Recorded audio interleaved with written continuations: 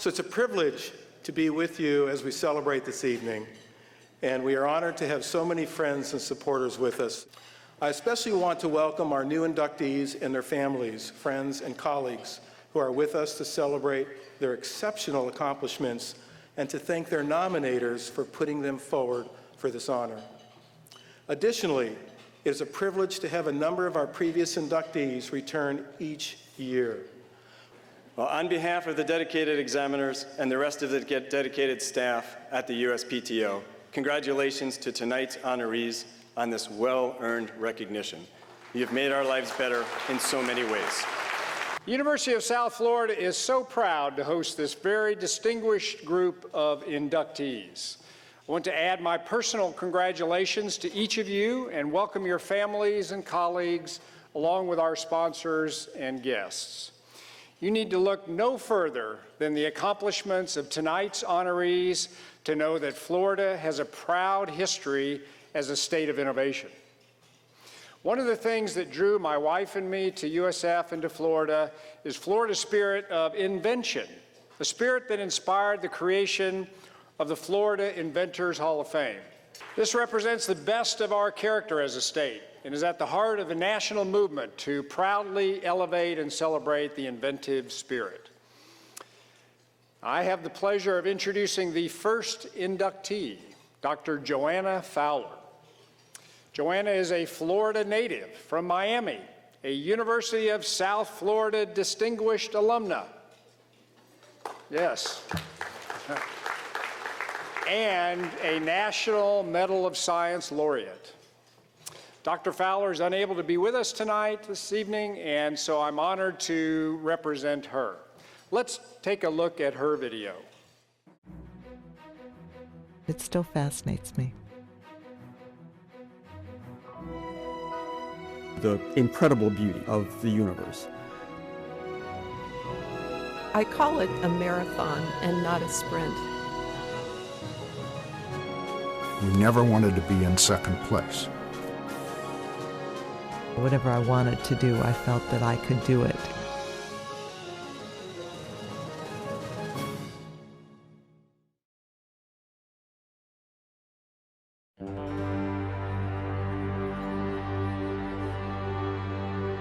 I think it's just very important to bring the power of science to understand behavior, to understand why people make the decisions they make.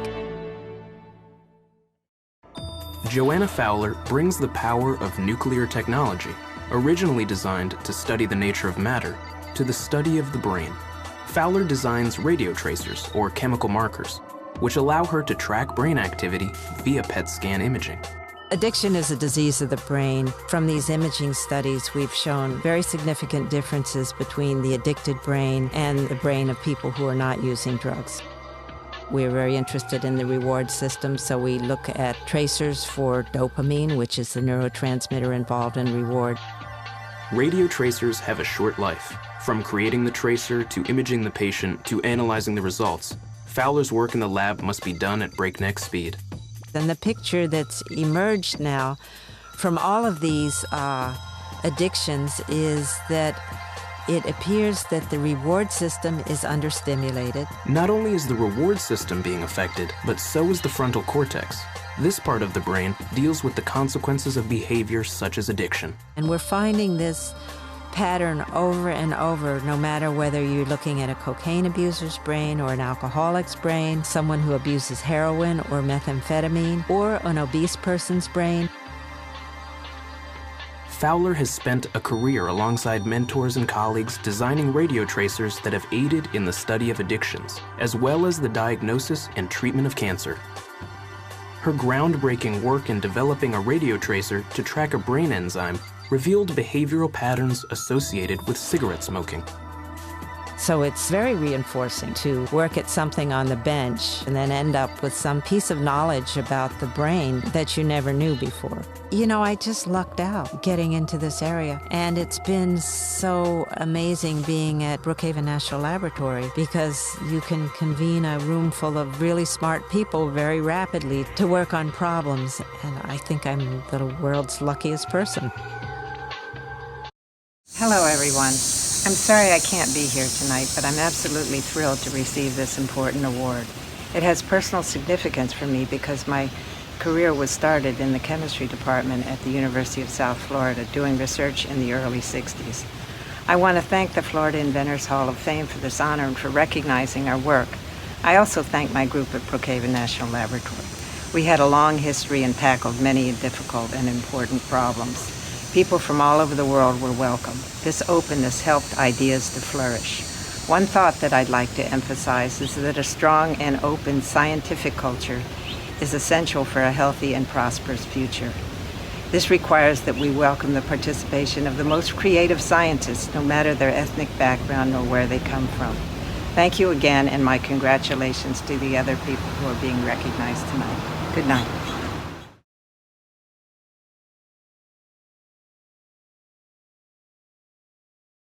Well, I'm pleased to accept this medal on behalf of Dr. Fowler. I actually had the pleasure of speaking to her by phone yesterday, and it was just so extraordinary to hear her career path and her history, and she's really an extraordinary trailblazer. Not only is she an alumna of USF, she was among our university's pioneering students on September 26th, 1960, the first day of classes at the University of South Florida. Isn't that amazing? Her time at USF was just the beginning of a remarkable career devoted to finding solutions to major health challenges. Her research over more than 40 years has significantly advanced our understanding of the human brain and brain diseases, including addiction.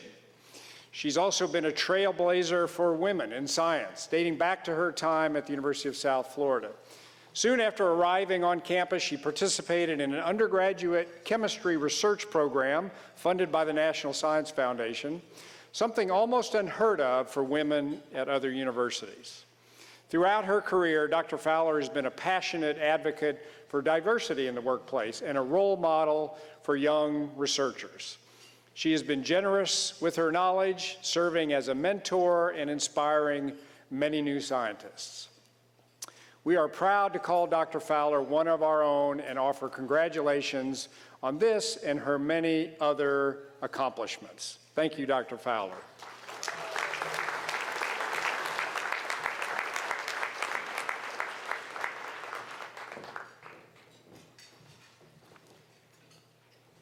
Our next inductee is Dr. Michael Bass.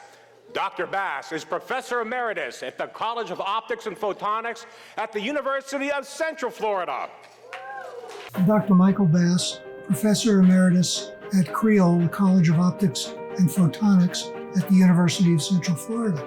My career has been spent in the field of lasers and modern optics. I started my graduate work in 1960. The laser was invented in 1960, and my thesis work began in 1961 with one of the first experiments in nonlinear optics.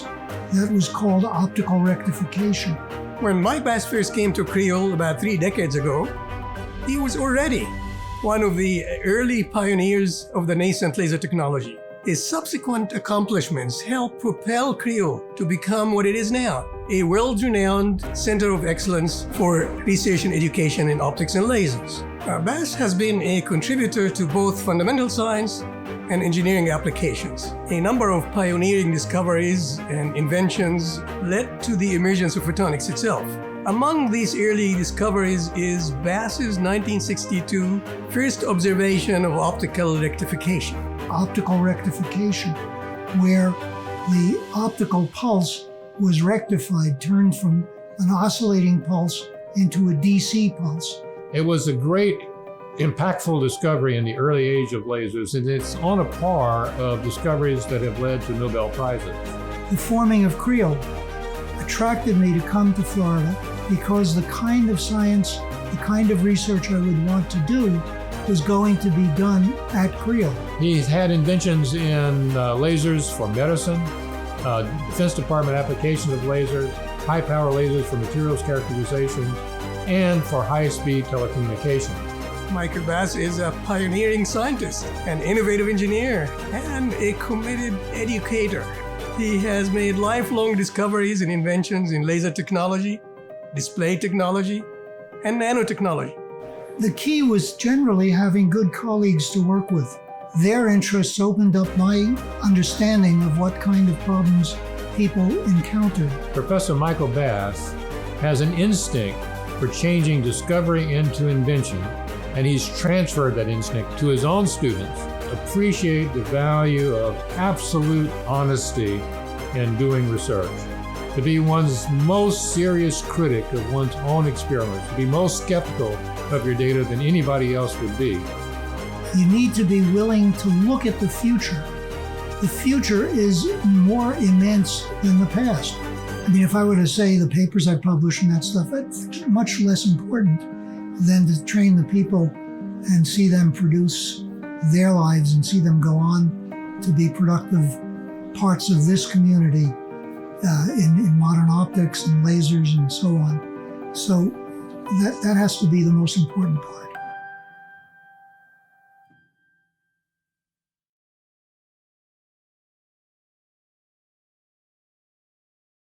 Well, thank you all, and special thanks to my wife, Judy, who has put up with me for 57 years, 2 months, and 20 days to get to tonight. I hope she continues to put up with me.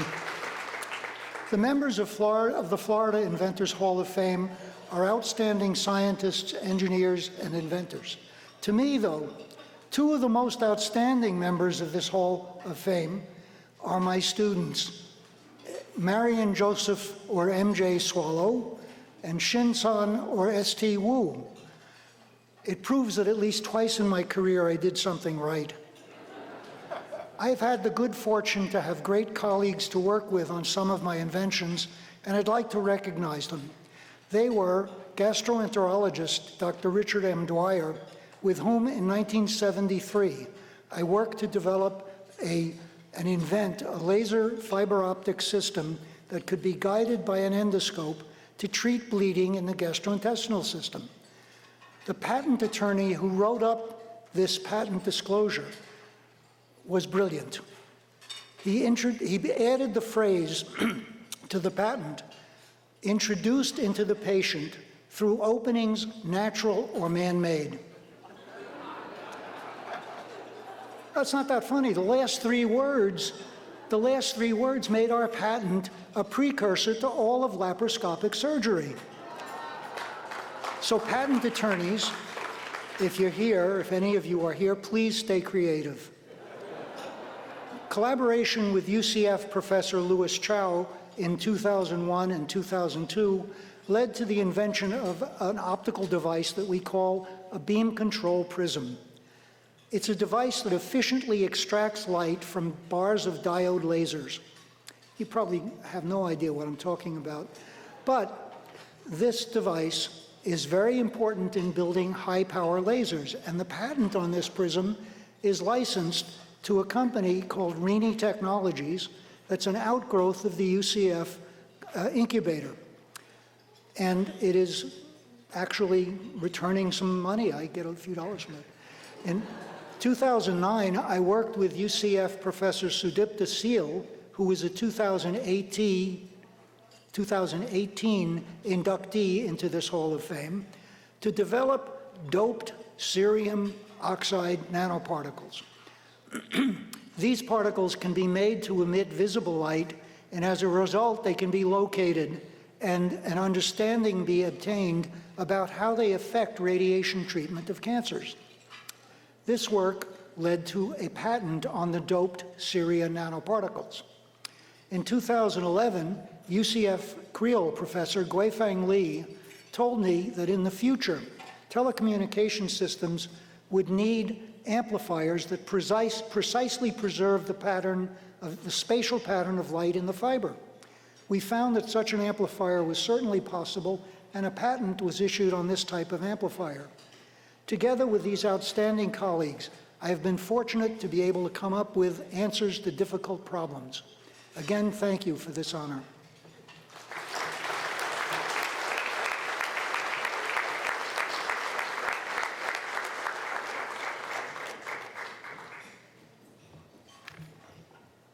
The next inductee is Hollywood icon and former Central Florida resident, Hedy Lamarr. Hedy Lamarr was one of the most iconic actresses of her day, known for her great beauty and said to be the inspiration for Catwoman and Snow White. But there was a part of her life that almost no one knew about. It turns out Hedy Lamarr was also a brilliant inventor. NewsHour Weekend's Megan Thompson spoke recently to Alexandra Dean, the director of Bombshell, the Hedy Lamarr story. Tell us, who was Hedy Lamarr? Hedy Lamarr was a Jewish child who was born in Austria in the shadow of the First World War. And then she became extraordinarily beautiful when she was about, say 10, 11 years old. And that kind of swept her away. She became an actress, and she flees to the United States and convinces Louis B. Mayer to make her his next great star on the silver screen. So she becomes, huge, the Angelina Jolie of her day. In all of these films with Spencer Tracy, Clark Gable, Jimmy Stewart. That was the public Hedy Lamarr, but it was the private, unexpected Lamarr who director Alexandra Dean found far more compelling. Inventing was her hobby.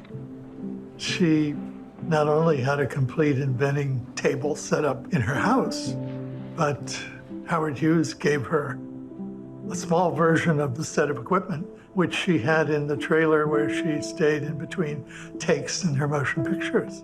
We don't know everything that Hedy invented, but we know that during the Second World War, she teamed up first with Howard Hughes, who was a great inventor himself. He was trying to create the fastest airplane in the world at that time. I thought the aeroplane was too slow. I decided that's not right. They shouldn't be square, the wings. So I bought a book of fish, and I bought a book of birds, and then used the fastest bird connected it with the fastest fish, and I drew it together and showed it to Howard Hughes, and they said, "You're a genius." And You did? Yeah. So she had no formal training in engineering or chemistry or anything like that. She was just naturally gifted. This is the amazing thing about Hedy Lamarr. She left school when she was 15 years old to become an actress. She loved chemistry, we know that. She invented, during that period, a tablet that would fizz up and make a cola. I had two chemists Howard Hughes gave me to do that. During the war, nobody had Coca-Cola, and I wanted to compress it into a tube so that servicemen and factory people, all they had to have is water and put it in.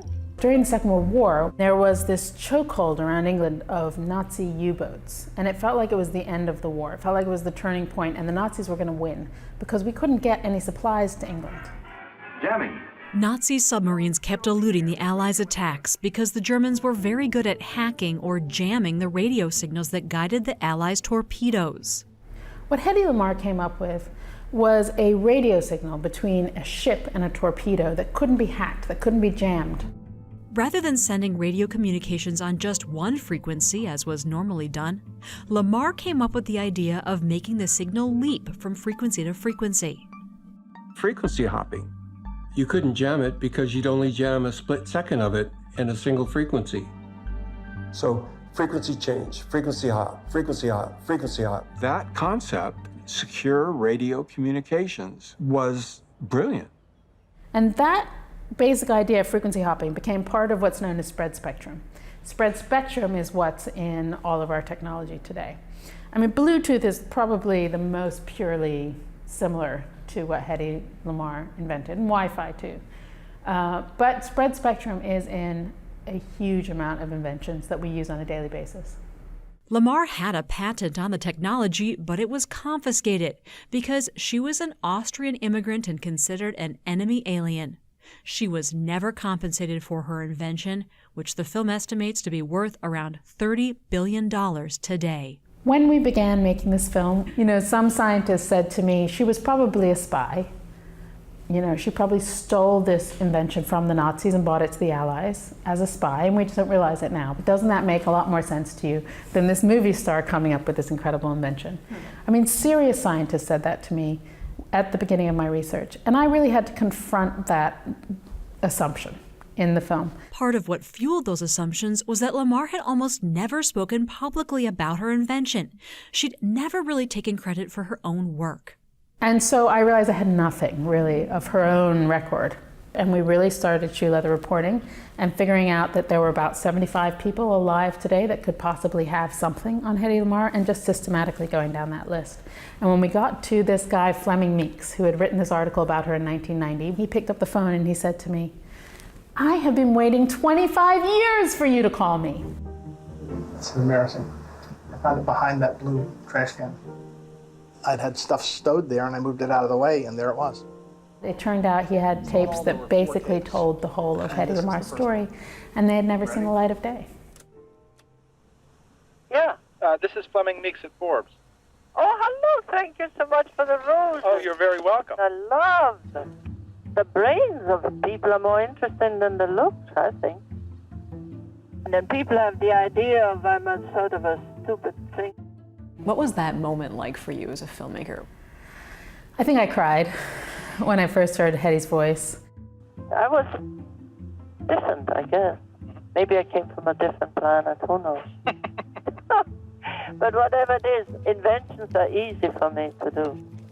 How did Hedy Lamarr's life end? Hedy withdrew from the world at the end of her life. She really felt misunderstood. Part of it was a shoplifting arrest, which she may or may not have been guilty of. And part of it was that she had this really unfortunate plastic surgery at the end of her life to try and shore up that beauty. She was so withdrawn by the time she started to get recognized for her invention that she never came out publicly and accepted any claim for it. People ask me all the time if Hedy Lamarr's life was a tragic life to me. And I don't think it was, funnily enough. Even though she did have this really dark period, at the end of her life, she really examined what she'd been through and she came out with some wisdom. And the reason we know that is she would call her children and leave them these long messages on their answer phones, which they would record. And on one of her answer phone messages, we found her really trying to tell her son the message of her life through this poem. Give the world the best you have and you'll be kicked into the sea. Give the world the best you've got anyway. And in the poem, she's saying to him, you might feel kicked in the teeth. You might feel that the world never understands you or applauds you for your greatest achievements. But you know what? Do it anyway. Do it anyway, because it's in the doing, this great thing that will change the world, that you will find the meaning of your life.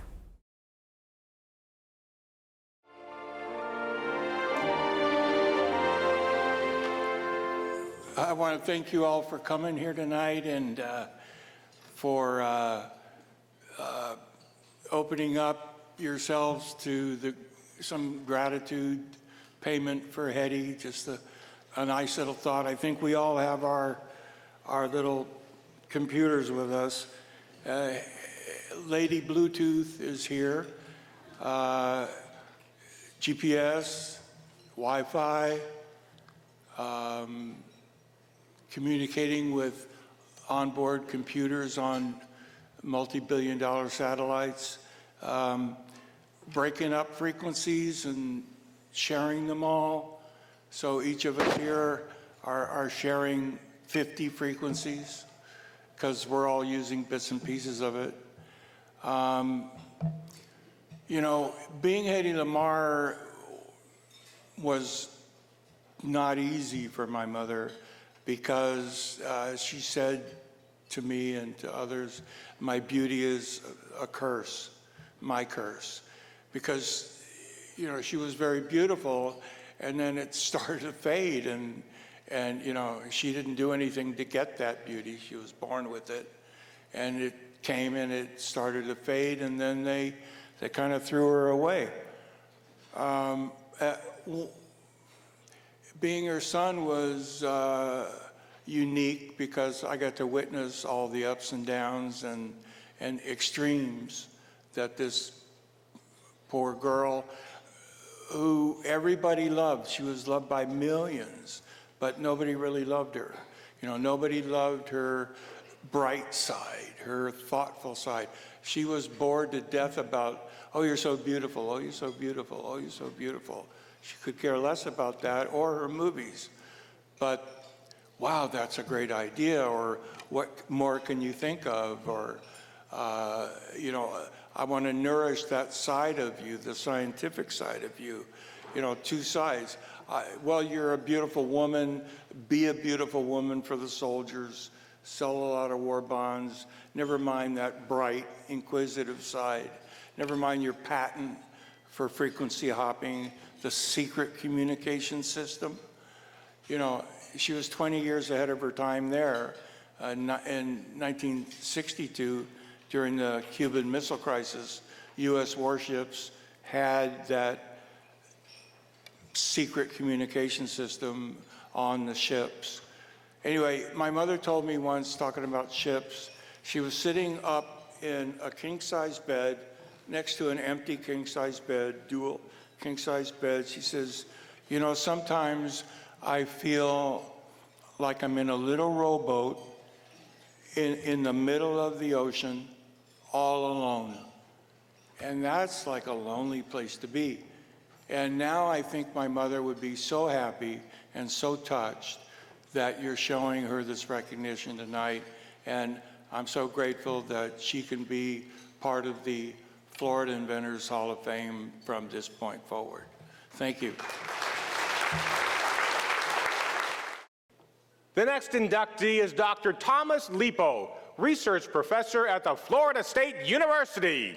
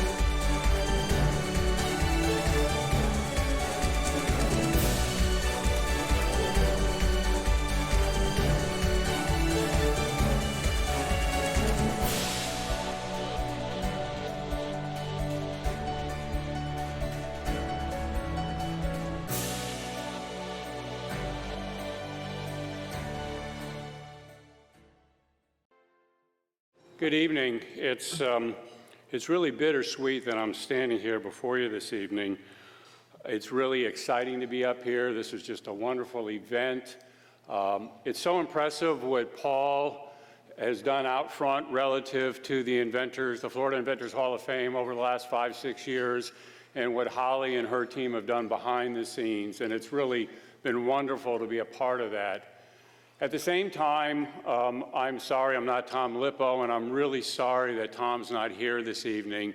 He was so touched when he learned that he had been selected for this honor. He had a hotel room, his wife and he were coming for the reception this evening, the event this evening. Unfortunately, he had a serious health issue that's preventing him from being here. Know that he is here in spirit. You know, when we learned from Tom what was happening, the first thing he communicated to the university was, "What about my graduate students?" The second thing he communicated that came to me was, "I'm not sure I can still put together a talk for the Inventors Hall of Fame, but I'm going to try to." That's the character of the individual. Tell you one other anecdote, and then I'm going to share an observation. When Tom joined the Center for Advanced Power Systems as a faculty member, that's a center that's primarily soft money funded. You generate your salary off of research grants. Owing to Tom's status, I offered him a stipend, and Tom's response was, "Great, I can use the money to send students to meetings." That's the caliber of the person that you've selected, you've inducted. And finally, I'll just point out that I noticed an interesting connection in having attended a number of these galas over the years. Henry Ford was selected and brought into the Hall of Fame a number of years ago, obviously for his work on the first automobiles. And here tonight we have somebody that's being selected whose the invention of the electric car went right through his laboratory. So it's a really interesting connection between members of the Hall of Fame. Thank you very much, and I'll be sure that Tom gets this. And I ask that you keep him in your thoughts and prayers in the coming weeks. Thank you. The next inductee tonight is Dr. Alan List, President and CEO of Moffitt Cancer Center right here in Tampa. Back then, we didn't have a lot of great opportunities for patients with cancer. It was probably the most frightening diagnosis you could have. These patients, all they wanted was hope.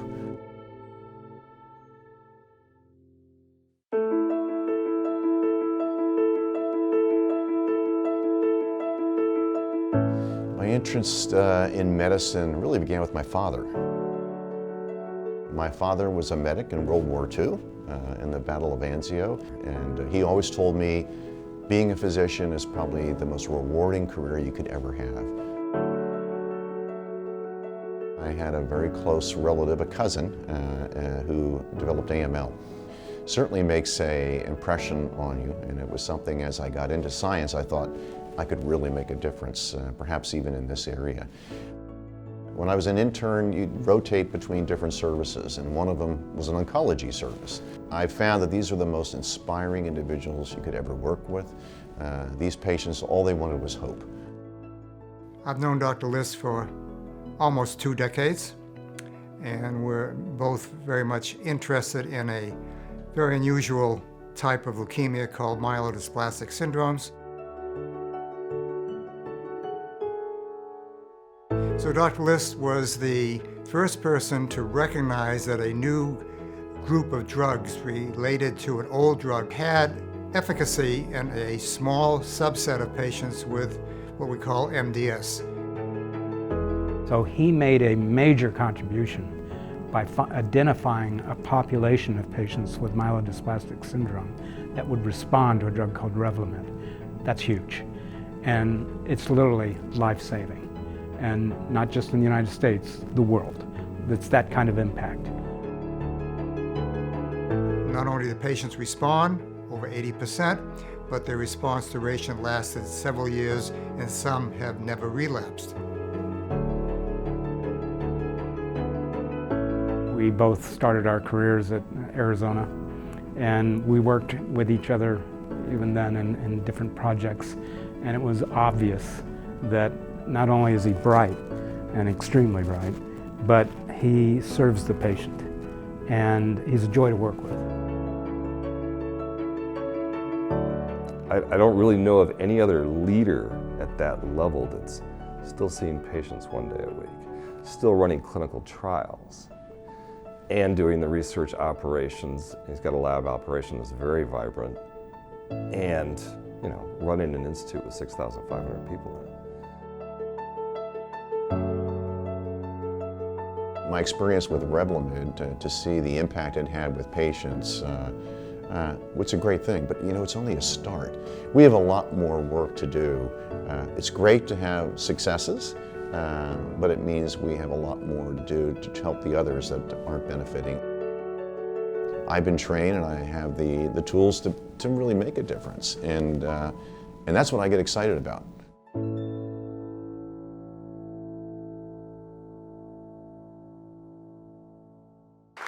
Dr. List is unable to be here this evening, but he wanted us to share this with you. It is my great pleasure and honor to join the esteemed members of the Florida Inventors Hall of Fame. Your contributions have impacted millions of lives, and I'm humbled to be counted among you. We all know that innovation is not a solo endeavor. The strides we make rely upon collaboration and mentorship, and I have been fortunate to be in the company of gifted and generous colleagues throughout my career. When I graduated from medical school in 1980, the diagnosis of myelodysplastic syndrome did not even exist. It's been my privilege to contribute to the understanding of this potentially devastated group of bone marrow disorders. Pioneering the development of Revlimid meant MDS patients could manage their condition as outpatient and live their lives. With help from my colleagues at Moffitt Cancer Center, the work continues. We are showing that MDS is driven by the activation of innate immune signaling pathways, enabling novel, biologically relevant strategies for treatment intervention. I believe the most exciting developments are yet to come. Thank you for this great honor. Hello, I'm Doug Letson from the Moffitt Cancer Center. I'm representing Dr. Alan List for this prestigious honor. You know, Dr. List is an amazing person. Not only is he a great scientist, a great inventor, but he's a great leader. And Dr. List is the leader of the Moffitt Cancer Center, the CEO, and he's led this cancer center to be one of the top cancer centers in the United States. Not only is he a great leader, he's also a fantastic physician. Patients from all over the world come to see him to treat their myelodysplastic syndrome. You combine that, and very few people are great leaders and great clinicians, but he's a great inventor. And his inventions have completely changed the care of patients with myelodysplastic syndrome. So he's truly honored to be inducted into the Florida Inventors Society, and he wants to thank you all very much. Thank you. The next inductee is Chris Malachowski, a University of Florida distinguished alumnus and co-founder of NVIDIA. And I apologize for messing up your name because I'm a Gator too. I was a tinker, a builder, worked as a carpenter and loved that. But being my father was a doctor, there was an expectation that I'd become a doctor. One of my father's friends said, look, I know you're supposed to be a doctor, but you like to build things. You should go into medical engineering. You get to doctor and build. I said, great. University of Florida campus had a world-class building construction school and a medical school. I selected engineering as a way to do pre-med. Once I started doing the engineering stuff, I found it fascinating. I ended up taking the medical school entrance exam. For the first time in my education, I actually thought about what it's going to be like to be a doctor, because this was the stepping stone to being a doctor. And I actually didn't really want to be a doctor anymore. I really liked the engineering stuff. And I remember calling my parents and saying, good news and bad news. Good news is, the test wasn't that hard. It was a lot easier than I thought. Bad news, don't want to be a doctor anymore. And my mother, with no hesitation, said, good, because she never read directions anyway. We didn't think you'd be a good one. You're doing it for your father. I've been very fortunate to be able to spend a significant amount of time with Chris. He's an amazing individual. Chris is a rock star, not only among scientists and engineers, but in any sort of gaming community.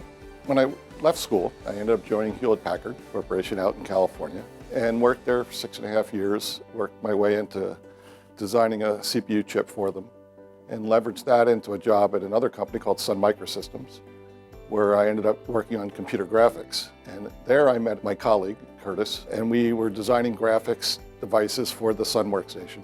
Got together with our friend Jensen, a supplier of chips to Sun Microsystems, and we decided to start NVIDIA to go pursue multimedia in the PC space, which was a rather young, immature technology at the time. He is incredibly intellectually curious and very good at connecting the dots between disparate technologies, and he's also very good at matching up applications with technologies, something he did very well at NVIDIA. And in fact, the entire company was built on the premise of taking a technology they had and using it for an application space very different from what they had originally contemplated. The GPU turned out to be an evolutionary advance over the previous graphics accelerators. It took what was a fixed function device that implemented a very specific set of algorithms and mathematics and approach to computer graphics and started making more and more of those elements programmable. We eventually consolidated all that mathematics into computer cores, and that led to a broadening of the utility of the GPU. But the GPU kept evolving because of the insatiable demand of gamers. High frame rate, high fidelity, ever-improving visuals, and that insatiable demand pushed us to come up with a very elegant, very high-performance solution. NVIDIA's development of the GPU has had tremendous impact on both consumer market and also in science and engineering. More recently, NVIDIA has developed applications which utilize GPUs in machine learning, and as we know, machine learning is one of the most significant advances of this decade and will be so for the next probably 10 to 20 years. Simulation and modeling have replaced, wet labs and physical modeling in many respects. It's lent itself to find the structure of the HIV virus, to help advance personalized medicine and genomics, discovery of drugs, the discovery of new energy sources, been at the heart of the new wave of autonomous vehicles. But ultimately, I think the real benefit will be stuff you don't notice. Changing the way people design products, changing the way people do science. It's allowing software to, in essence, write software to go solve problems. I got where I am because I don't think I have a lot of ego. I really only have the objective in mind. And I'm very cognizant of the fact that I'm working with people, and I'd like them along for the ride.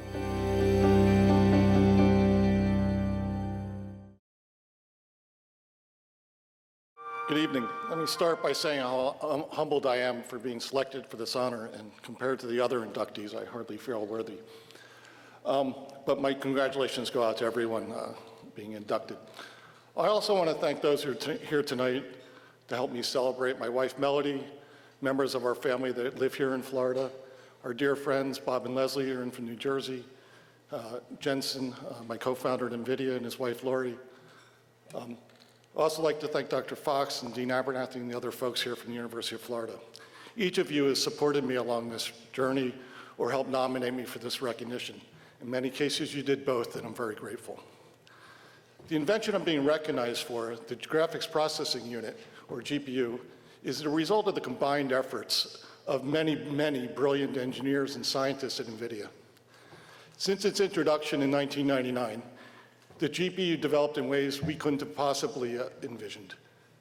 Its progress from an accelerator of graphics to a GPU was evolutionary, but the result that it brought on is definitely revolutionary.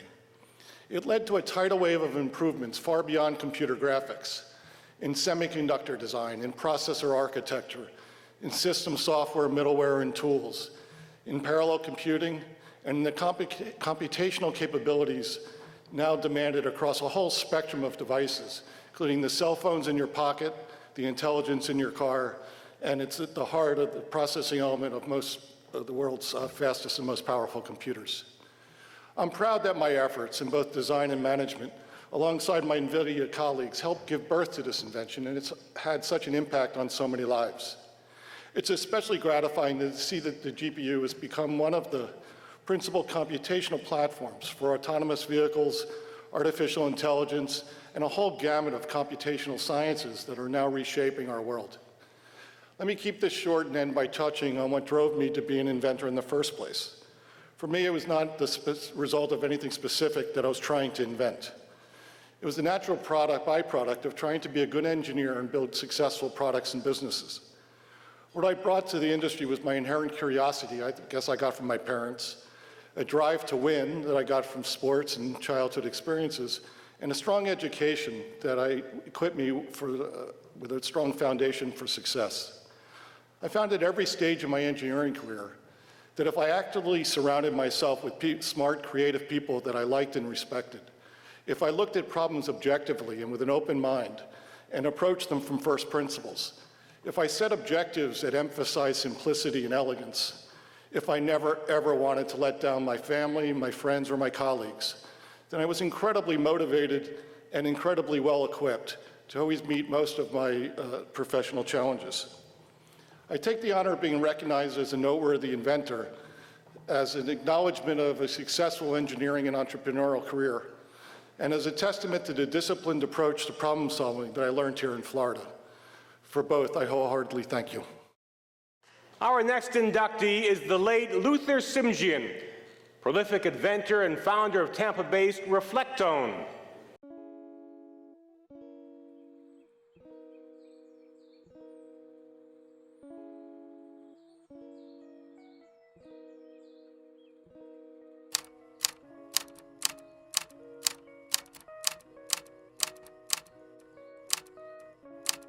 I can tell you very easily where I was born, but the purpose of being born, I don't know.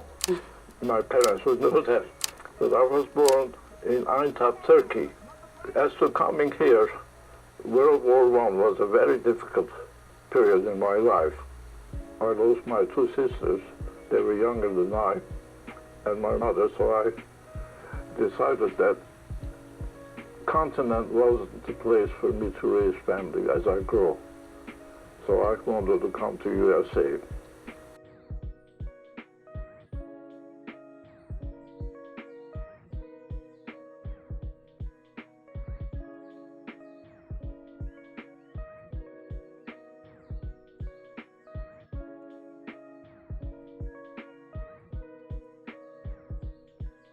When I was in England trying to get the photo reflex camera going there, a family that was very nice to me had me there almost every Sunday for roast beef.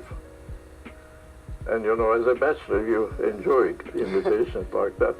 I got to be very fond of the whole family. They had three excellent young men.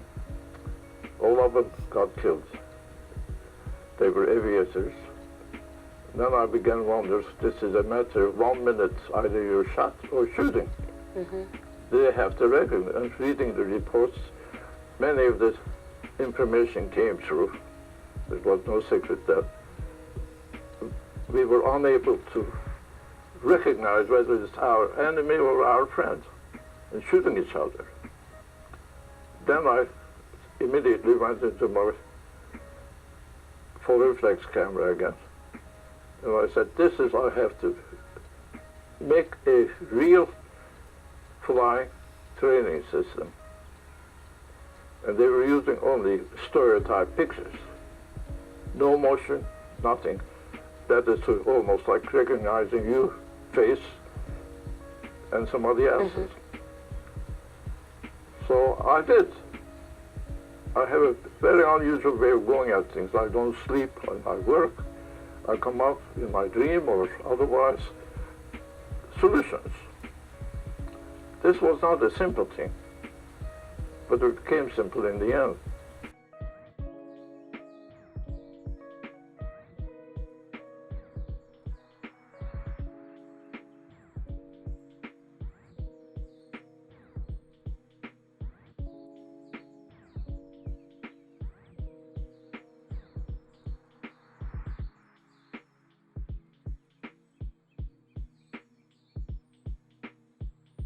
My aim was to become happy, and to be happy I had to continue inventing.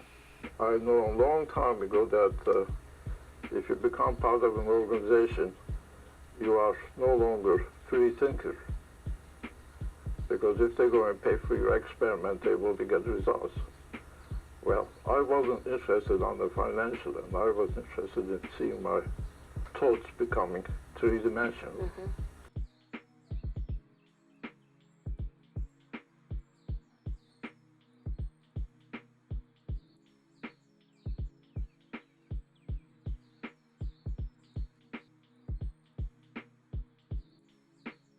I hope I answered it.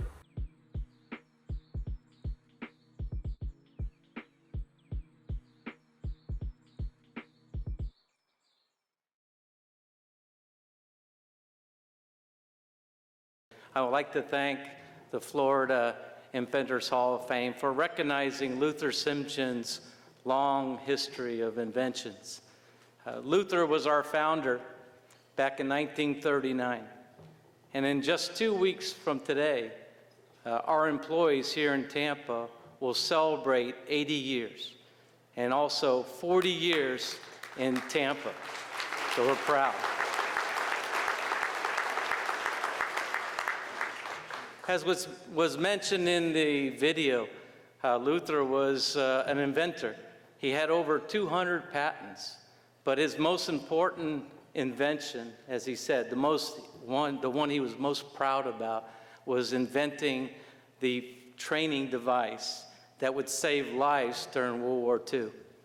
And we're proud to carry that legacy forward, because today our noble purpose of CAE is to create the best training solutions for the men and women of our armed services so they can accomplish their mission safely and return home to their families, friends, and community. I forgot to say one thing. I think Luther would look upon me saying, "You're not using one of my inventions," which was the teleprompter. So I did want to mention that. So thank you very much, and thank you for this honor.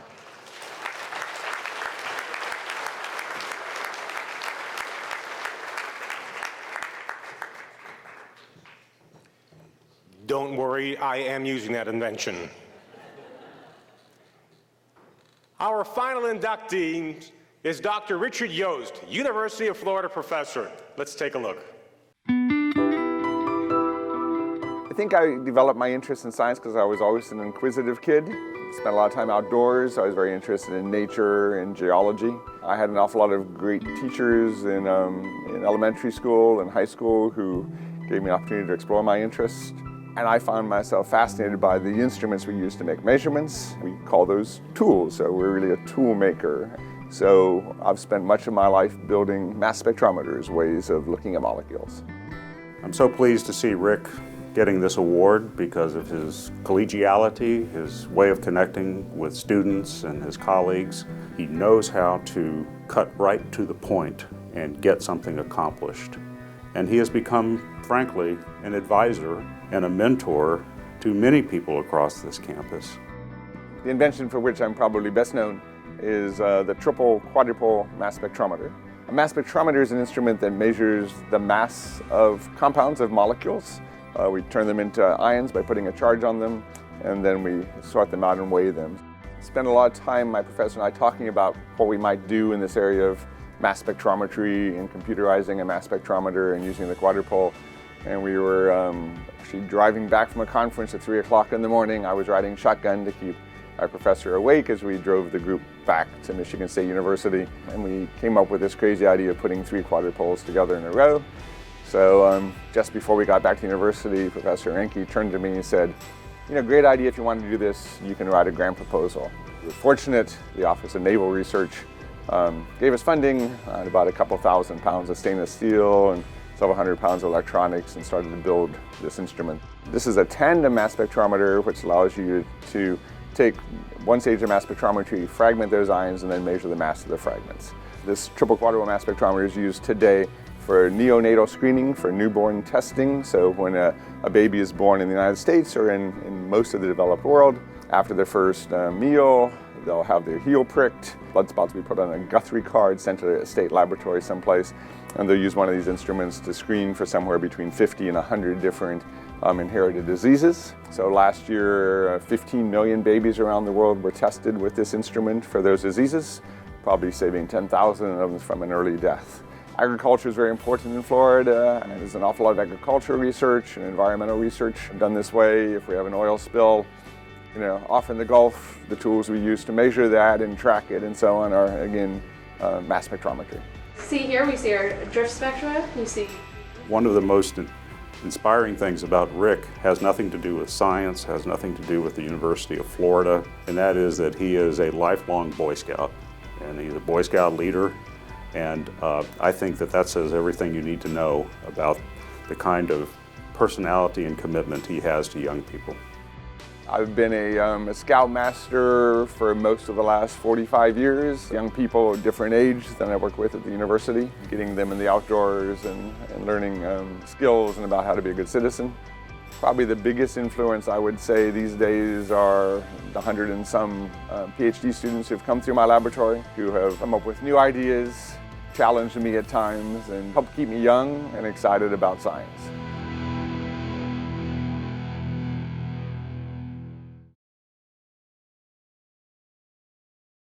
Good evening. It is a great honor to be recognized tonight alongside these other great inventors. First, I'd like to thank the Florida Inventors Hall of Fame for this honor. More importantly, I'd like to thank the Hall of Fame for celebrating the tools that advance science. One can hardly name a significant advancement in science that was not made possible by the development of a tool to see something or measure something, and that includes everything from litmus paper to telescopes and to mass spectrometers. I would like to thank my academic mentors, Chris Enke at Michigan State, Jim Morrison at La Trobe University in Australia, as well as the colleagues, the collaborators, and the many graduate students with whom I've had the pleasure to work at the University of Florida. I also want to acknowledge the funding agencies who have supported our research over these many years. UF is a remarkable university that promotes innovative, interdisciplinary research, as well as preparing the next generation of outstanding young minds, some of whom may be standing right up here in a few years.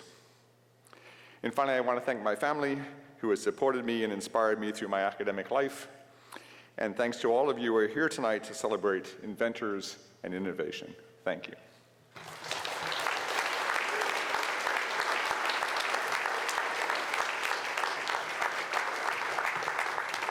Don't go too far, Dr. Yost.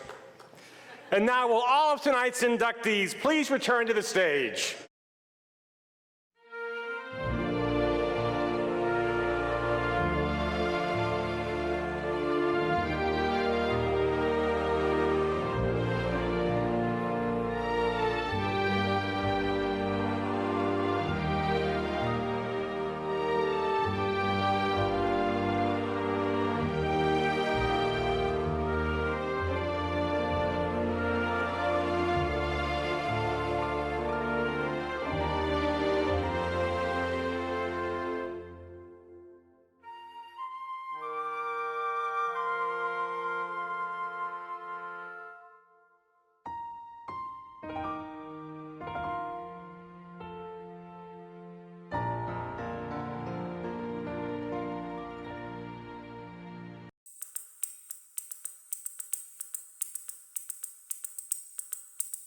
Thank you.